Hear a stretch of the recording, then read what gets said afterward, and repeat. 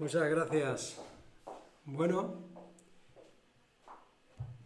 una vieja historia, ¿verdad? La de la Torre de Babel, que tendrá que decirnos esta historia en el año 2022. Muchísimo, muchísimo. Yo he titulado esta predicación El espíritu de Babel. El espíritu de Babel.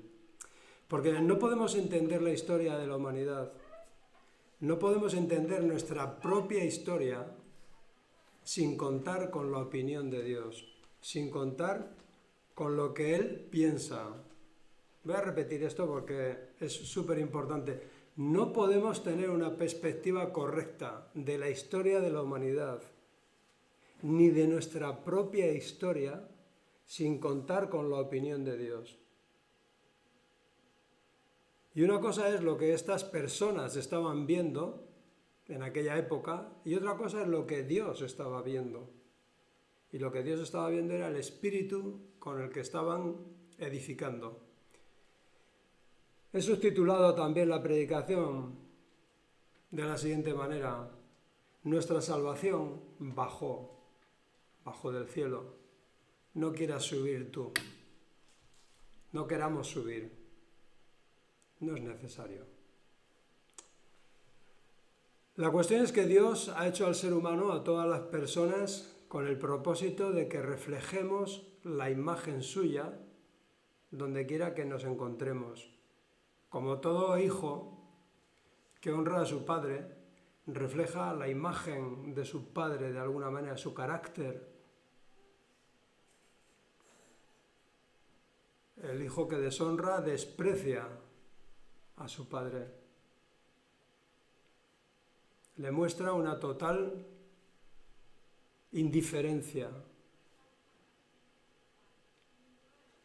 Si fuéramos a la historia, algunos lo sabéis, pero bueno, yo os lo digo en esta mañana, es muy importante que conozcamos la historia de la humanidad también, cómo se desarrolló. En el año 410 de nuestra era, el rey visigodo Alarico, no importan tanto los datos como el mensaje, conquistó la ciudad de Roma. Roma, el imperio romano, era prácticamente el dueño del mundo conocido, de todo lo que eran los entornos del Mediterráneo. Pero en ese año, en el 410, Alarico entra en Roma, la conquista, la arrasa, y se dice que hubo 3 días de una violencia inusual, atroz. Los que vivieron aquello narraban horrores. Era el año 410. ¿Qué ocurre? Que rápidamente muchas personas de aquella Roma se vuelven contra los cristianos y dicen que es por causa de que Roma abrazó, por medio de Constantino, el César, que habían abrazado la religión cristiana, y como consecuencia los dioses paganos habían castigado a Roma.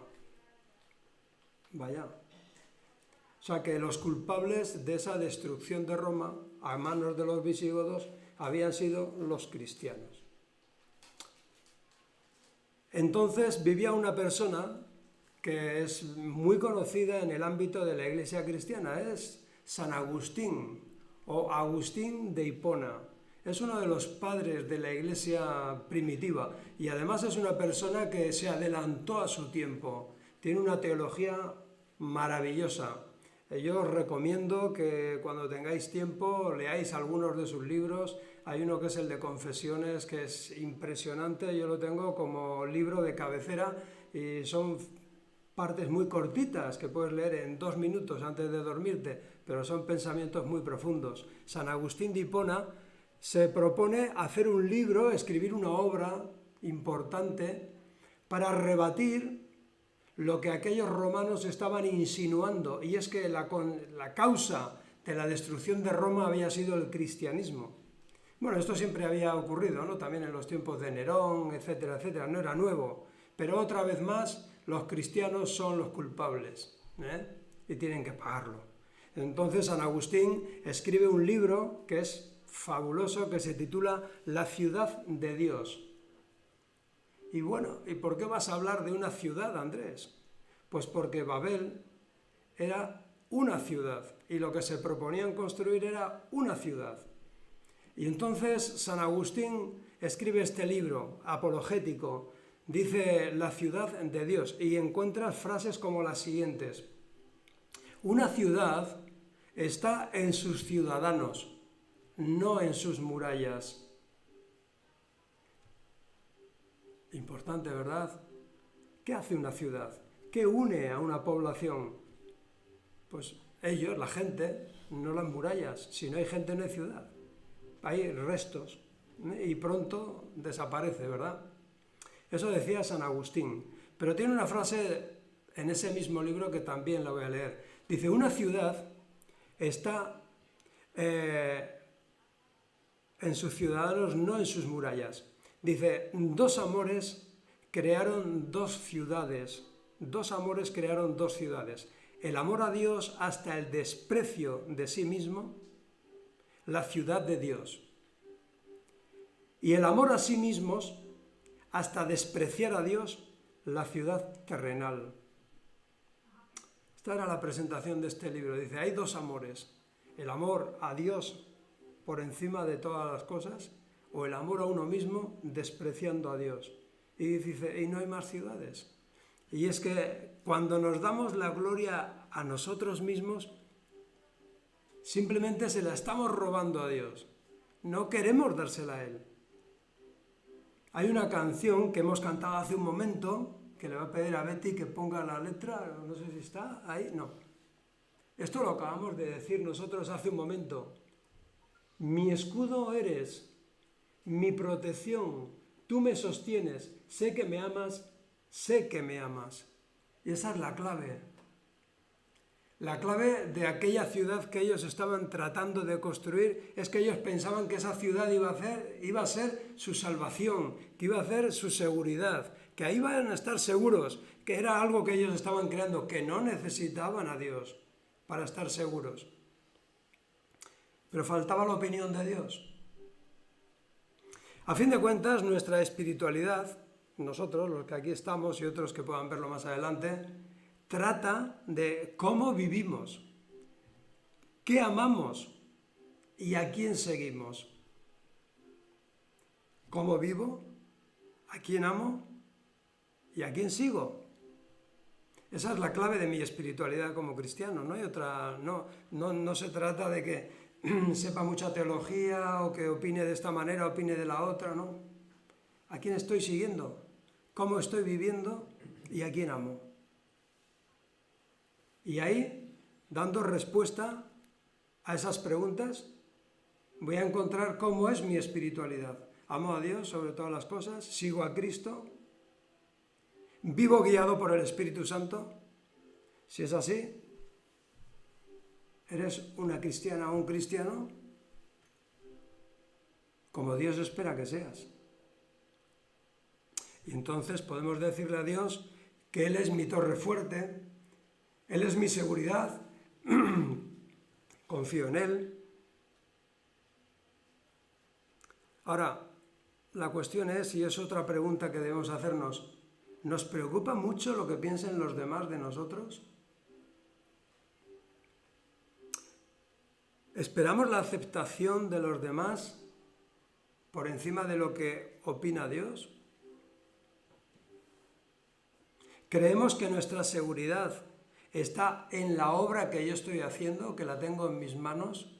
¿Creo que estoy seguro en lo que yo hago? Por eso nos juntamos, ¿verdad? Por eso a veces nos reunimos en ciudades, en grupos, nos unimos a grupos esperando que eso también nos dé una cierta seguridad. O mi seguridad es Dios. Y más allá de eso,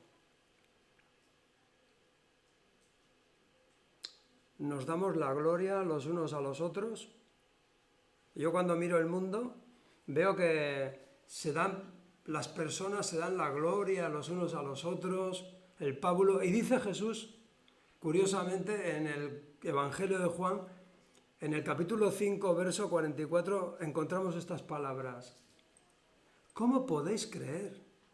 ¿Cómo podéis creer vosotros? Y podríamos decirle, ¿qué problema hay, Jesús? Y dice Jesús, pues recibís gloria los unos de los otros y no buscáis la gloria que viene del Dios único. Os dais la gloria los unos a los otros. Y en la inmensa mayoría de las personas está el darse gloria los unos a los otros. Dice, mira, es imposible que creáis en mí, si eso es así. Si no estáis esperando recibir la gloria del Dios único. Y aquellos constructores de Babel estaban intentando prescindir de Dios totalmente. Su espíritu les llevaba a decir, no necesitamos a Dios. Vamos a leer el texto, son 9 versículos, pero tened un poco de paciencia y sobre todo vamos a traerlo a nuestros días. A ver qué similitud hay entre lo que ellos decían y lo que tú y yo estamos viviendo hoy, en el año 2022. Y a ver qué te parece. Verso 1 del capítulo 11.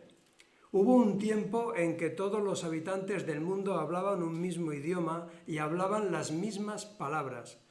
Al emigrar hacia el oriente, cuando salieron de oriente, encontraron una llanura en la tierra de Babilonia o en las llanuras de Sinar, también dicen, porque yo estoy leyendo 2 versiones paralelas, y se establecieron allí. Lo primero que encontramos es que hay un cambio entre las lenguas que había en el capítulo 10, en el original hebreo, esas lenguas que compartían por naciones, no sé si os acordáis de la última predicación, ahí para hablar de lenguas, de idiomas, en el original es la palabra lashon, con una H intercalada. Pero aquí en este capítulo 11, cuando habla de lenguas, de las mismas palabras, utiliza la palabra shafa en el hebreo, que es diferente. Es decir, tienen un mismo mensaje. Imagínate que tú ahora quieres decir computadora y otro dice ordenador. Uno dice celular y el otro móvil. ¿Estamos hablando un mismo idioma? Sí. ¿Estamos usando las mismas palabras? No, pero nos estamos entendiendo, ¿verdad? Bueno, pues aquí lo que está tratando de decir la palabra es que ellos tenían un mismo mensaje. Se podían entender perfectamente. Y no sé si vosotros tenéis la misma percepción que yo. Yo creo que la mayoría de los medios de comunicación tienen un mismo mensaje hoy en día. O muchos de ellos coinciden en el mensaje. ¿Qué ocurre además? Que ese mensaje altera nuestro estado anímico, incluso si pudiera, alteraría nuestra devoción a Dios. Es verdad. Si hoy en día quieren que nos sintamos bien, nos hablan de las vacaciones y de lo llenas que están las playas. Si quieren que nos sintamos mal, no tienen más que decir que el paro va a aumentar o que viene otro virus y todos tienen el mismo idioma, todos los medios. Qué parecido, ¿no? Aquella situación de Babel. ¿No os suena? ¿No os parece muy similar? Tienen el mismo mensaje. Tú coges 3 periódicos de diferente calado y resulta que el mensaje es exactamente el mismo. Todos dicen lo mismo. Y tienes que buscarte otros medios para poder tener opiniones sesudas, para poder tener opiniones que estén bien fundamentadas, porque si no, vas a pensar como piensa la mayoría, pues como en Babel. Tienen un mismo mensaje y nosotros nos alteramos por esos mensajes. ¿Estáis de acuerdo conmigo en eso? O sea, que hay una similitud entre lo que pasaba entonces y lo que está pasando ahora. Pero hay muchas más. Hay muchas más. Hoy en día tampoco te sería necesario aprender idiomas porque tienes Google, ¿no? Pones el traductor, te están hablando y te está dando el mensaje en el idioma tuyo. O sea, hay un mismo idioma. Hablamos las mismas palabras. A nivel global. Bueno. Cuando salieron del oriente, versículo 2, siempre que encontramos la palabra oriente en la Biblia, nos habla de dirección equivocada, anuncio de juicio venidero, o significa juicio directamente. Cuando encuentres en la mayoría de las ocasiones la palabra oriente del oriente, quiere decir que están huyendo de ese juicio, están evitando ese juicio. Dice que iban en esa dirección, iban evitando, salían de oriente, iban evitando ese juicio y se encuentran con una llanura o un valle, que parecía apropiado. ¿Apropiado para qué? Para establecerse, para juntarse, para protegerse. Es lo que se llama el creciente fértil. Estaba entre los ríos Tigris y Éufrates, lo que hoy en día sería Irán o Irak. Ahí donde más se juntaban los ríos, ahí pusieron Babel. Que más que una ciudad, luego sería un espíritu que se desarrolló de orgullo y de prepotencia. Pero ahí vieron un buen sitio para hacer una ciudad que los protegiera. Vaya. En los libros de texto de los niños encontraréis que es el creciente fértil, o lo que es lo mismo, la cuna de la cultura humana. Ahí es donde surge.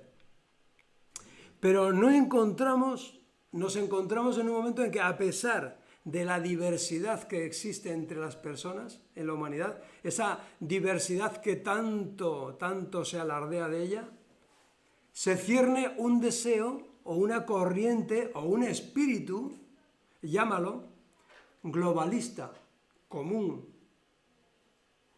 que bajo el pretexto de proteger al planeta y a la humanidad, lo que pretende es aglutinar todo su poder, todo el poder en sus manos, en las manos de pocas personas.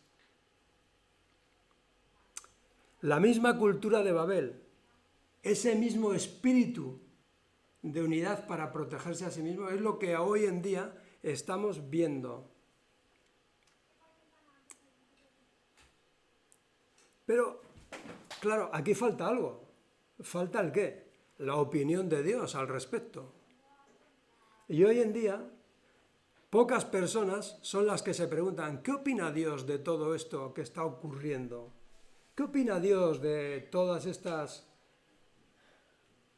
virus, estas enfermedades, este cambio climático, etcétera? Todo esto de lo que tanto se habla, esta diversidad. ¿Qué opina Dios de esto? Eso sería importantísimo que lo tuviéramos muy claro, ¿verdad? Porque además Dios tiene algo que decir, siempre tiene algo que decir, aunque haya quien se empeñe en acallarlo. Verso 3. Comenzaron a decirse unos a otros. Mirad, hay una palabra que se repite 2 veces. Vamos, vamos. Comenzaron a decirse unos a otros, vamos a hacer ladrillos y endurecerlos con fuego. En esa región se usaban ladrillos en lugar de piedra y la brea o el asfalto se usaba como mezcla. Entonces dijeron, vamos, dice otra vez, vamos, se están animando, construyamos una gran ciudad para nosotros, con una torre que llegue hasta el cielo, cuya cúspide llegue hasta el cielo, dice. Hagámonos un nombre, eso nos hará famosos y evitará que nos dispersemos por todo el mundo. Eso es, por si fuéramos esparcidos sobre la faz de toda la tierra. Lo curioso es que Dios les había dicho que cubrieran toda la tierra, que poblaran la tierra, que la sojuzgaran, que la gestionaran y que la administraran. Pero ellos dicen, no nos vamos a extender. Vamos a hacernos un nombre, vamos a hacernos famosos y vamos a hacer una ciudad con una torre que llegue hasta el cielo. Vamos a crear organizaciones cuyo interés parezca el bien general de las personas, aunque el objetivo sea otro muy distinto. Hoy me estoy mojando mucho, ¿verdad? ¿A que sí? Hoy me estoy mojando, Bueno, es que yo creo que la palabra de Dios tiene algo que decirnos hoy y que no podemos entender la historia que estamos viviendo si no lo hacemos bajo la luz de su palabra. Vamos a crearnos organizaciones cuyo interés parezca el bien general de la humanidad. Y sabéis los nombres de esas organizaciones, ¿verdad? Pero que su objetivo sea otro bien distinto. Y lo he dicho antes, aglutinar todo el poder. Dice San Agustín, vuelvo a San Agustín y dice lo siguiente: las cosas en común amadas son el pretexto que convierte a la multitud en un pueblo. Pero este pueblo será mejor o peor en función del tipo de cosas que amen. Fíjate lo que dice San Agustín en este libro de la ciudad de Dios. El pueblo se une en función de las cosas que desean y que aman. Yo no sé vosotros, pero hoy a veces resulta complicadísimo dar un paso por ciertas calles, no solamente de Pamplona, de muchas ciudades. ¿Qué es lo que la gente ama? ¿Qué es lo que nosotros amamos? Claro.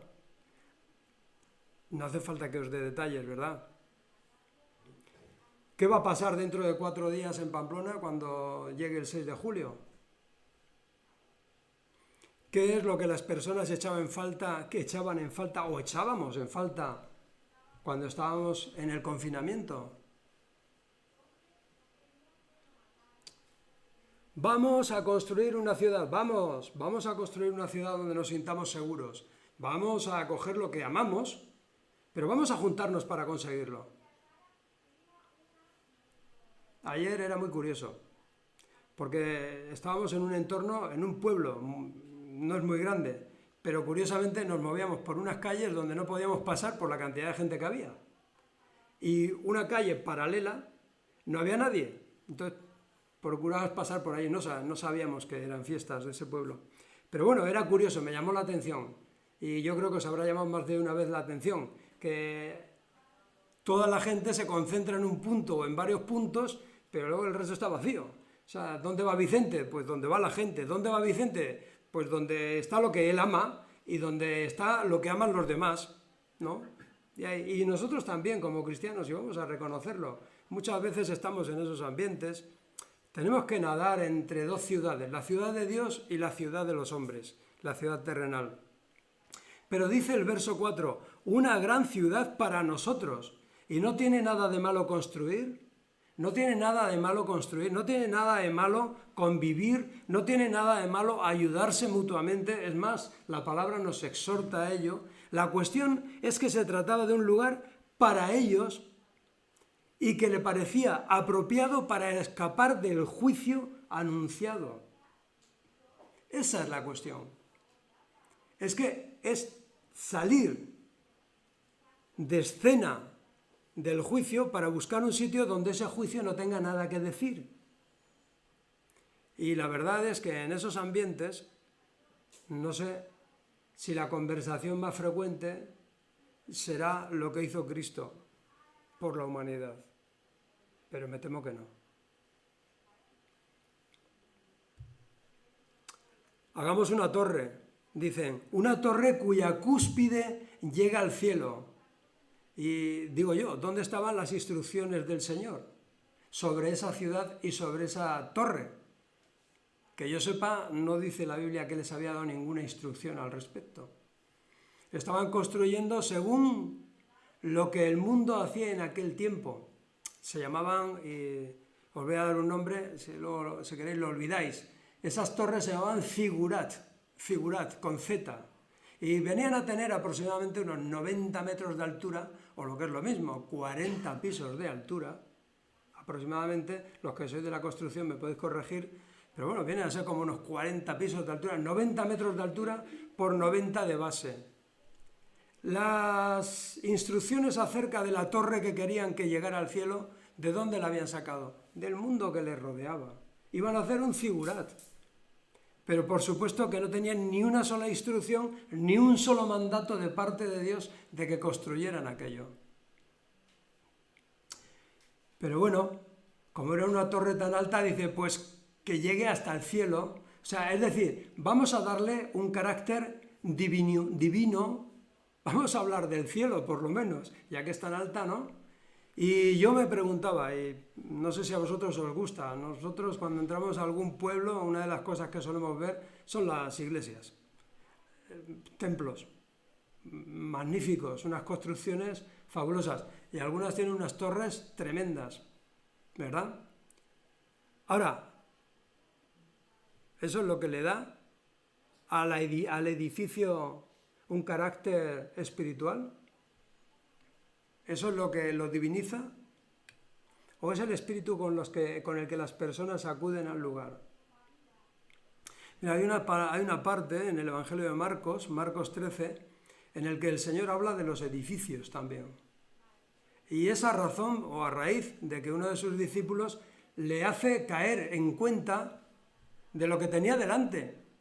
Le dice, cuando Jesús, capítulo 13 de Marcos, verso 1, cuando Jesús salía del templo ese día, uno de sus discípulos le dijo, Maestro, mira estos magníficos edificios, observa las impresionantes piedras en los muros.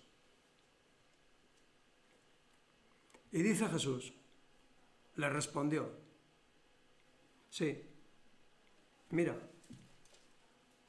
estos grandes edificios, pero serán demolidos por completo, no quedará ni una sola piedra sobre otra, porque las ciudades que construyen los seres humanos, como aquella Roma que cayó en manos de los visigodos, tienen el tiempo contado. Y por muy impresionante que nos parezca la obra,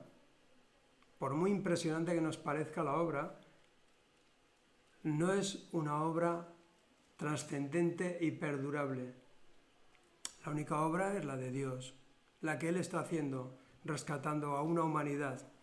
La ciudad de los hombres frente a una ciudad de Dios. ¿Para qué? Para dejar fuera al Señor. No nos hace falta el Señor. Hagámonos una ciudad nosotros. Una comunidad que no dependa del Señor. Una comunidad que se salve a sí misma. Que se escape del juicio. Que ignore las palabras de Dios. Que ignore que hay un Dios en los cielos. Hagamos una ciudad de esas. Y tú como cristiano, como cristiana, y yo, tenemos que vivir en dos ciudades, ¿a que sí? La ciudad terrenal y la ciudad que baja del cielo, la ciudad de Dios. ¿Por qué? Porque el cristiano obedece las leyes de la ciudad terrenal que han sido promulgadas para la buena administración y el mantenimiento de esta vida transitoria. ¿Es así o no es así? Estás pagando impuestos, estás colaborando con tu trabajo, estás colaborando como ciudadano. Claro que sí, pero jamás debes perder de vista tu verdadera ciudadanía. Y tu ciudadanía es la de hija o hijo de Dios. Y tu esperanza está puesta ahí, no en lo que estás construyendo, sino en lo que Él ha construido. Ahora, existe un reino terrenal, que es donde no se toma en cuenta la opinión de Dios. Y eso es lo que estaba ocurriendo con esta población, ¿verdad? Dice, por si fuéramos esparcidos sobre la faz de la tierra, una falsa seguridad. Eso es lo que nos aporta el grupo, ¿verdad? La sensación de grupo. Como estamos muchos, no nos va a pasar nada. O bueno, y si nos pasa, nos pasará a todos. ¿Es verdad o no? Parece que nuestra fuerza está en el grupo. Y bueno, en cierto modo es verdad. Es bueno compartir, es bueno apoyarse, es bueno estar juntos. Pero realmente nuestra seguridad y nuestra dependencia está con el Señor. Vamos a seguir avanzando. Verso 5. Pero el Señor descendió para ver la ciudad y la torre que estaban construyendo los hijos de los hombres. Y dijo el Señor, verso 6, he aquí la gente está unida y todos hablan el mismo idioma. Después de esto, me gusta mucho la traducción Reina Valera, nada les hará desistir ahora de lo que han pensado hacer. Vamos a bajar, a confundirlos con diferentes idiomas. Así no podrán entenderse los unos a los otros. Esta es la opinión del Señor que les faltaba escuchar. El Señor presta atención a lo que nosotros, cada uno de nosotros hacemos y en general también. ¿Qué estamos edificando? ¿Qué estamos haciendo? Aunque la humanidad, aunque las personas quieran ignorar la opinión de Dios, este texto nos dice que el Señor descendió Se puso a nuestra altura. ¿Y cómo se puso a nuestra altura? En Cristo se puso a nuestra altura. Se hizo hombre como uno de nosotros. Y padeció y sufrió más que cualquiera de nosotros pueda llegar a sufrir jamás. Por amor a nosotros. Dice, el Señor descendió, se puso a la altura. Esta expresión a veces se utiliza para hacer ver como cuando tú te agachas a hablar con un niño, el niño es pequeñito, recién comienza a andar o da sus primeros pasos. Entonces tú cuando quieres hablar con él, que te escuche, te agachas, te pones de cuclillas y le hablas a la altura de los ojos. Dice que el Señor descendió. El Señor se preocupó por lo que estaba ocurriendo. Es como cuando oímos que el Señor se acordó de Noé en el arca. Se acordó, no, es que intervino en ese momento. Y aquí cuando dice que descendió, es que dice, me preocupa lo que están haciendo, voy a actuar. Y el Señor actúa. Por muy imponente que nos parezca lo que la humanidad ahora está haciendo, por muy imponente que nos parezca el poder que la humanidad ostenta, que sepáis algo clarísimo, no hay poder como el poder de Dios. Y en el momento en el que el Señor quiere intervenir, no va a haber quien lo pare. No va a haber quien se le oponga. Es más, puedo hacerlo incluso confundiendo a todos estos que se unen con un mismo lenguaje, con un mismo mensaje, que entre ellos no se entiendan. ¿Os imagináis el batiburrillo que tenía que ser aquella torre?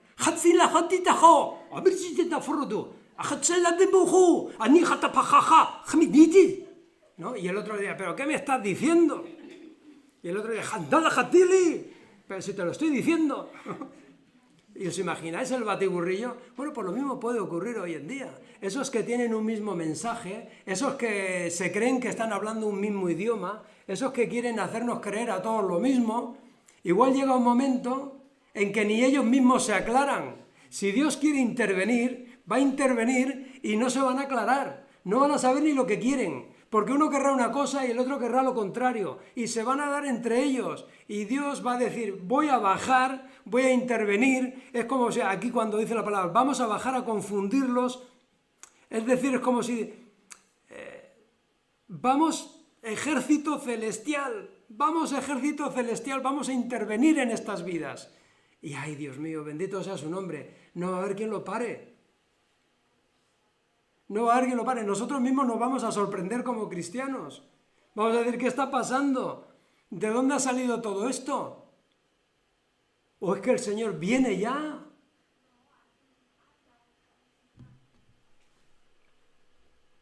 Dice el Señor, nada les hará desistir, porque tienen un mismo lenguaje, tienen un mismo mensaje, están unidos en esto y tienen un propósito. Como hoy. Exactamente igual. Y dice el Señor, nada les hará desistir, nada que no sea Él. Nada que no sea Él. ¡Wow! Vamos a bajar a confundirlos. Vamos a bajar, ejército celestial. Vamos a intervenir, como cuando Él se acordó en el arca de Noé. ¿Verdad que decía antes? El Señor nos ama tanto. Fijaos bien lo que voy a decir ahora. El Señor nos ama tanto a las personas, a todas las personas, que ha tomado la iniciativa y ha decidido salvarnos a pesar de cómo somos. Si nosotros aceptamos el mensaje que Él nos está ofreciendo.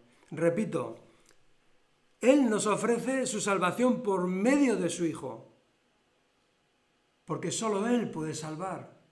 Solo Él tiene poder para cambiar todo lo que está ocurriendo.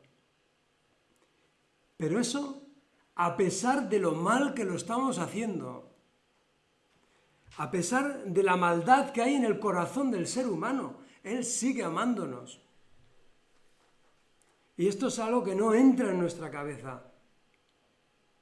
Cuando Dios dice, vamos a bajar, cuando dice que se puso a su altura, mira, esto al orgullo humano nos mata, no lo podemos soportar. O sea, habla de proyectos, habla de construcciones, habla de lo que quieras. No me digas que la solución es Cristo, porque Cristo se humilló y vino a vivir como uno de nosotros. Y eso es tan radicalmente opuesto al orgullo humano que el ser humano no lo puede soportar. Por eso hay tanto rechazo. Todos los que vivían con Jesús se pusieron de acuerdo, saduceos, fariseos, herodianos, todos se pusieron de acuerdo contra él para matarlo, para quitarlo de en medio. Y hoy es exactamente igual. Háblame de cualquier cosa, no me hables de Cristo. Eres un fundamentalista. ¿Cómo que no hay otra solución? La solución igual la tenemos entre todos. Vamos a hacer esto, vamos a hacer aquello. No voy a poner ejemplos porque luego me cree. ¿Cuántas propuestas nos hacen, verdad? Vamos a hacer esto, vamos a hacer lo otro para salvar esto, para salvar aquello. Que no se trata de eso. Que lo que tiene que hacer la humanidad es tener en cuenta la opinión de Dios. Que lo que necesita la humanidad es tener en cuenta que hay un creador que nos ha dotado de todo lo necesario para vivir bien, amándonos los unos a los otros y amándolo a Él sobre todas las cosas. Pero mientras este mundo se niegue a aceptar eso, no hay solución humana. Lo vengo diciendo domingo tras domingo. La solución no va a venir por el progreso, no va a venir porque nos pongamos de acuerdo todos en nada. No va a venir porque nunca vamos a estar de acuerdo todos. Porque el pecado ha hecho tal destrozo en los corazones humanos que hay un egoísmo, hay una soberbia y hay un orgullo que no nos permite amarnos ni convivir. Y cuando Dios dice vamos a bajar, eso el orgullo humano no lo soporta. No lo soporta. No necesito a Dios. Yo me salvo a mí mismo. Y el mensaje cristiano es ese, que Cristo descendió. No te hace falta que subas. Si Él ya vino. Y volverá. Y volverá. Hay otro nombre. Dice, verso 8, y por acabar ya de leer el texto, verso 8. De esa manera el Señor los dispersó, los esparció por todo el mundo, y ellos dejaron de construir la ciudad.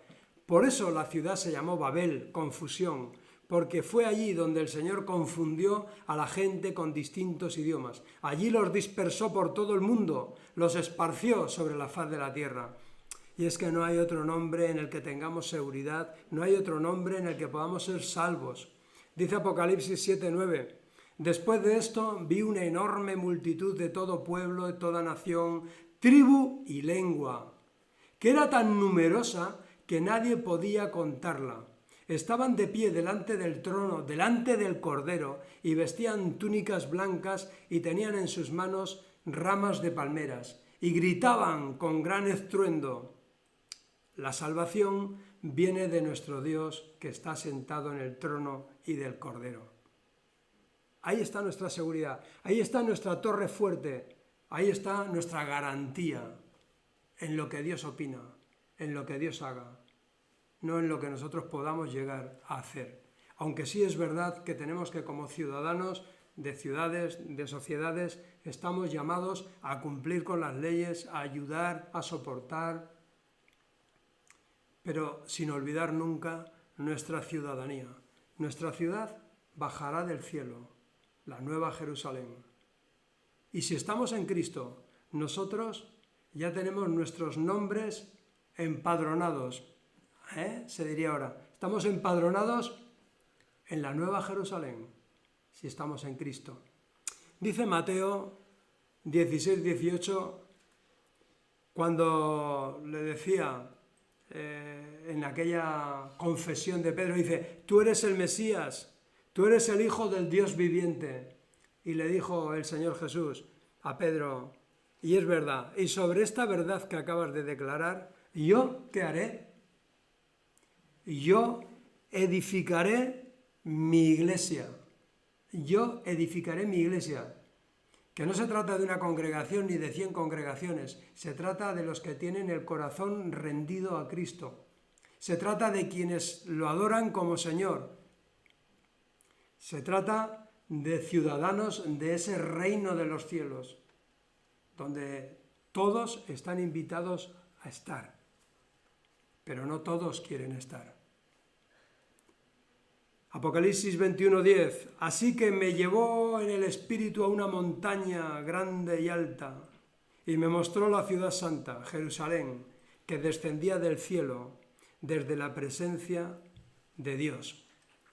Por lo tanto, y para terminar, lo que debe preocuparnos a nosotros no es que nuestro nombre brille en esta tierra. Lo que debe preocuparnos es que nuestro nombre esté escrito en el libro de la vida, que estemos empadronados en la Jerusalén celestial. Y la pregunta que yo me hago en esta mañana: ¿estás empadronada o empadronado en el libro de la Jerusalén celestial? No será, en ese libro hay algo muy importante que no debemos ignorar. Ahí no hay nombres de grupos, no hay nombres de ciudades y no hay nombres de naciones, hay nombres de personas, de individuos. Por lo tanto, ¿cuántas veces nos ampararemos buscando la seguridad y la protección en un grupo o en lo que nosotros podamos hacer?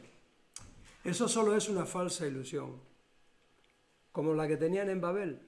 Tenían la falsa ilusión de encontrar un lugar y hacer una ciudad con una torre alta que les diera garantía, que fuera su socorro, que fuera su salvación. Pero esa no tenía que ver nada con la ciudad que Dios esperaba que hicieran, que era extenderse por la tierra, administrarla correctamente, amándose entre ellos y amando a Dios. Por lo tanto, la ciudad, como dice Apocalipsis 21-23, la ciudad no tiene necesidad de sol ni de luna, porque la gloria de Dios ilumina la ciudad y el Cordero es su luz. No se permitirá la entrada a ninguna cosa mala, ni tampoco a nadie que practique la idolatría y el engaño. Solo podrán entrar los que tengan su nombre escrito en el libro de la vida del Cordero. Amén. Yo espero y deseo, y le pido a Dios, que todos y cada uno de nosotros estemos inscritos en el padrón de la Nueva Jerusalén, la que desciende del cielo. Porque por mucho que nos esforcemos, por muchas ciudades que intentemos construir, por muchas obras que queramos hacer, no tenemos ninguna garantía. La única garantía es el Señor. Amén.